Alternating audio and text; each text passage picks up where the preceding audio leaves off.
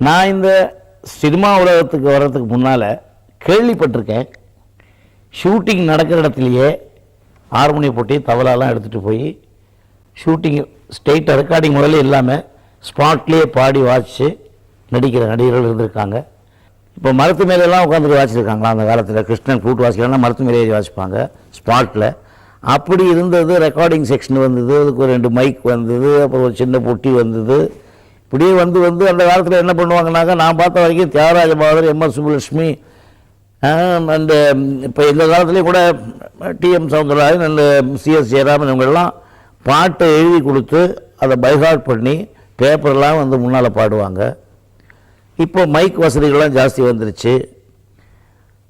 Practice பண்ணுறவங்களும் அப்படி தான். மியூசிக்கெல்லாம் எங்கேயா பாதியில் கட்டு பண்ணால் துண்டாக எடுக்க முடியாது. கஷ்டப்பட்டு ப்ராக்டிஸ் பண்ணி பைஹார்ட் பண்ணி வந்தவங்களுக்கு அப்புறம் காகிதத்தை வச்சு, இது ஃபாஸ்ட் லைஃப் இல்லையா, காகிதத்தை வச்சுக்கிட்டு மைக்கை வச்சுட்டு பாடிட்டு வந்தாங்க.